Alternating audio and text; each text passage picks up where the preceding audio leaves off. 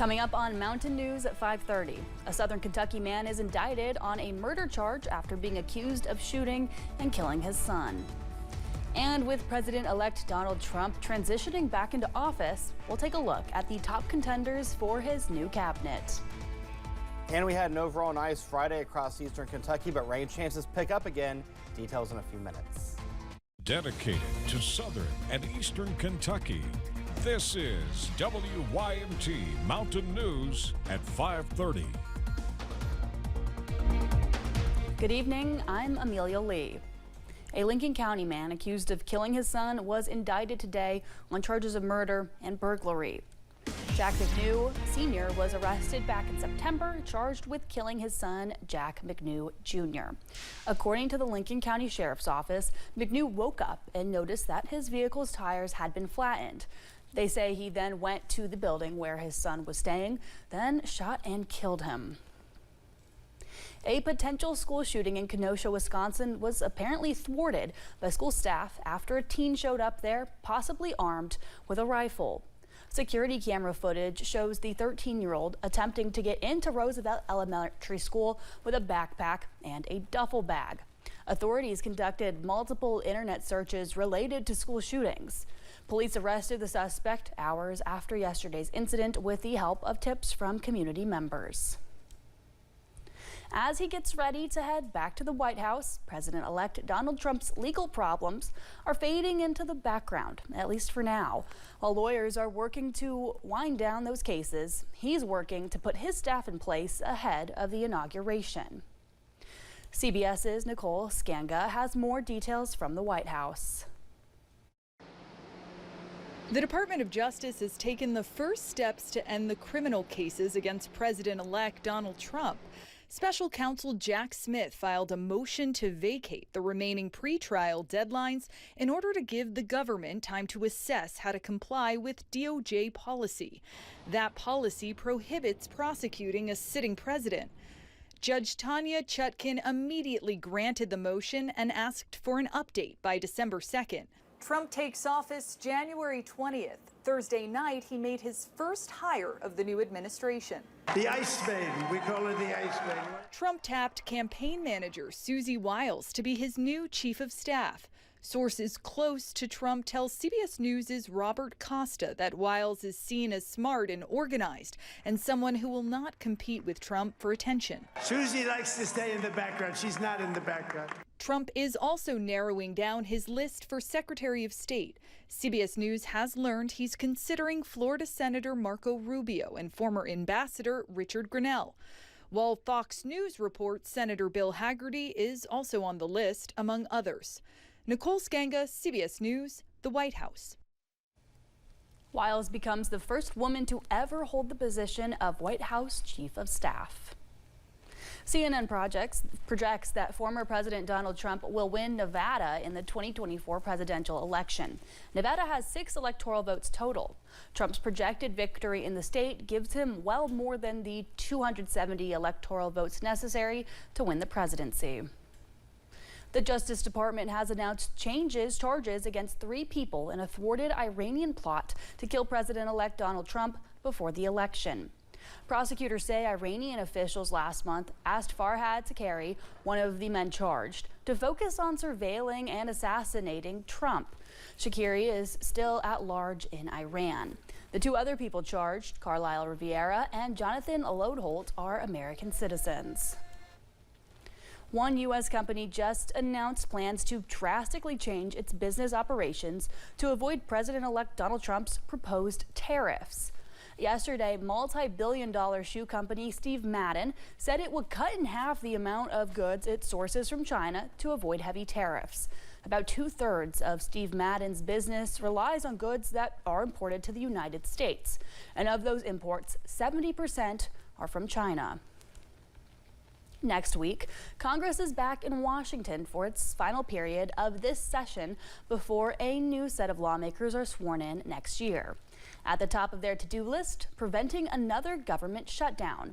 Funding for it is set to run out on December 20th. Earlier this week, Senate Minority Leader Mitch McConnell did not give many clues about what's next for lawmakers. Senate Republicans will vote on who will replace Senator McConnell as party leader next week. A Republican Senate candidate in Pennsylvania is suing election officials over the process of counting provisional ballots. David McCormick currently has a narrow lead over Democratic Senator Bob Casey. McCormick wants the court to let him challenge large groups of ballots at the same time instead of filing individual challenges to each ballot. He argues grouped ballot challenges are in order because the ballots share the same alleged deficiencies. The Biden administration will allow American military contractors to deploy to Ukraine for the first time since Russia's invasion early in 2022. A U.S. official confirms contractors will now be permitted to help Ukraine's military maintain and repair U.S.-provided weapons systems. The new policy was approved earlier this month before the presidential election. And it's not clear whether Donald Trump will keep the policy in place when he takes office in January.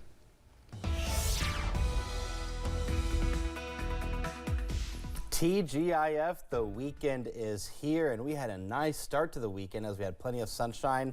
Temperatures today were in the mid to upper 60s, some places even in the low 70s. Take a look here at live pinpoint Doppler radar, and it looks like we're seeing a little bit of rain being picked up at this hour on the radar scan. But if you take a look here at the larger perspective, if you will, certainly not the case. A lot of it's not hitting the ground. It is being picked up, though, in the upper levels of the atmosphere. We are seeing a little bit of cloud cover, though, at this time as well. Live look in Lawrence County, courtesy of the Kentucky Mesonet camera network. You can see a beautiful sunset, and you can see the fall foliage right there close to the center part of your screen. And temperatures right now are in the 60s, even 50s. Upper 50s in Clintwood, 62 in Pikeville, 52 in Wise. Otherwise, low to mid 60s from Prestonsburg to Monticello up towards Somerset. And we're substantially cooler across the southern part of the viewing area as compared to yesterday. Look at Harlan, 15 degrees cooler, 16 degrees cooler in Wise, 14 degrees cooler in Jonesville. So we'll keep the clouds in play for the evening and overnight hours. Temperatures will be in the upper 40s and low 50s by the 1 o'clock hour. By Saturday, we'll start the day off with mostly sunny skies, but rain chances will pick up as we go throughout the evening and overnight hours, and they really ramp up for the day on Sunday. And we'll talk about that coming up in the First Alert forecast in a few minutes. Amelia. All right, thank you, Eric. California's governor has declared a state of emergency for Ventura County, that's just north of Los Angeles, where a ferocious wildfire continues to burn.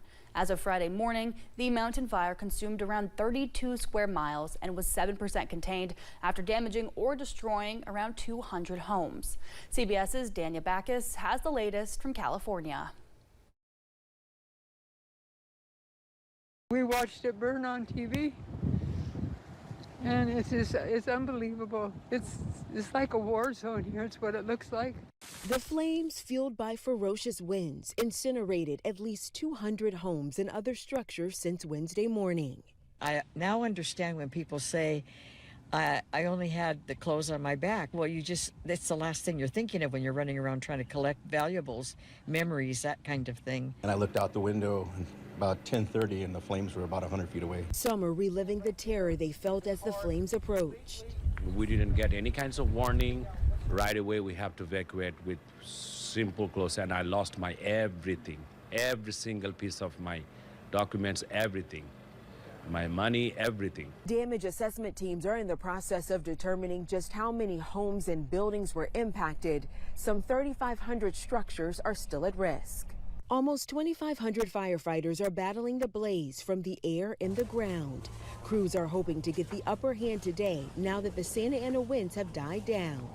We have miles and miles of hand line to put in, areas to cool down to really make it safe so that that fire stays small or within its current perimeter. And we also want to get people back home. California's governor has declared a state of emergency as hundreds of families worry and wonder about their next steps after losing everything.